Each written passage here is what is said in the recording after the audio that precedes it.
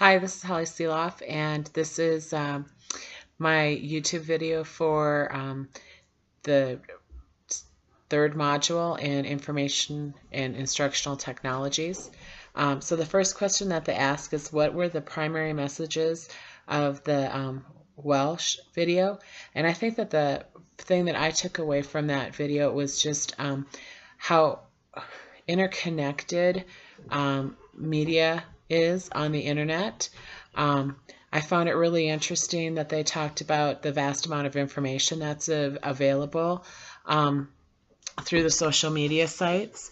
And I also thought it was interesting that 88% of that content is new and original. I thought it was really interesting how the video with the pop song that came from Moldavia had gone global in weeks.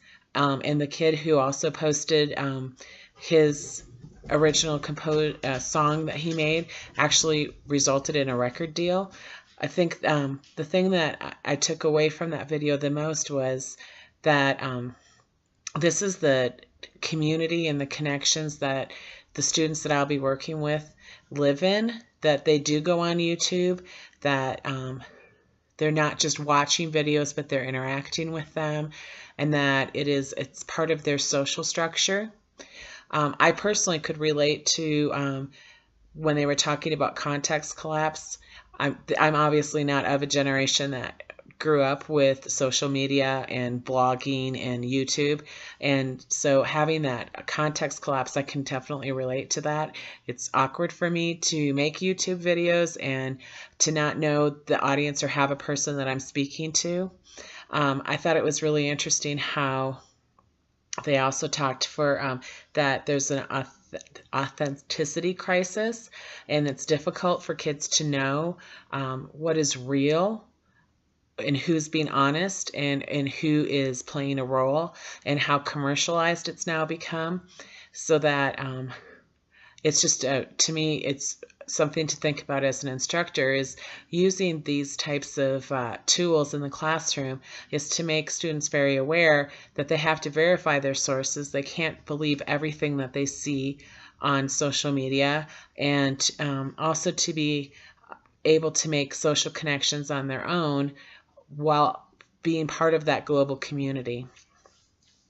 So, and as a future teacher, besides having to, help the students be aware of what's real, what's not real, making sure that they have person-to-person interpersonal skills as opposed to just social media interpersonal skills, is to talk to them about being safe, verifying their sources, and making sure that they're making interpersonal communications with people that they have contact with, face-to-face contact as well.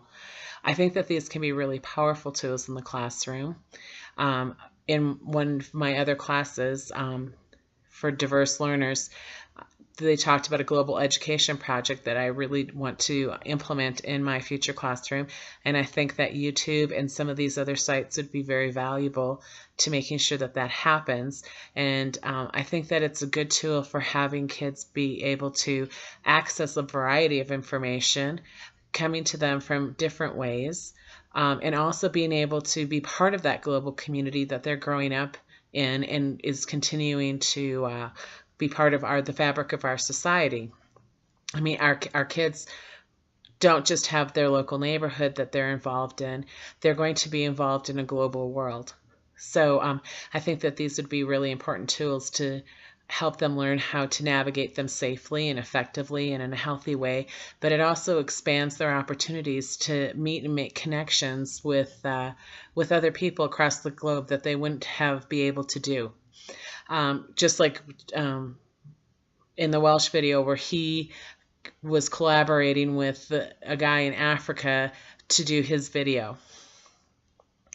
So my podcast that I was looking for was a TED Talks podcast on the Ebola crisis and how the effects of the Ebola crisis beyond the medical implications and how it's socially affecting people years later.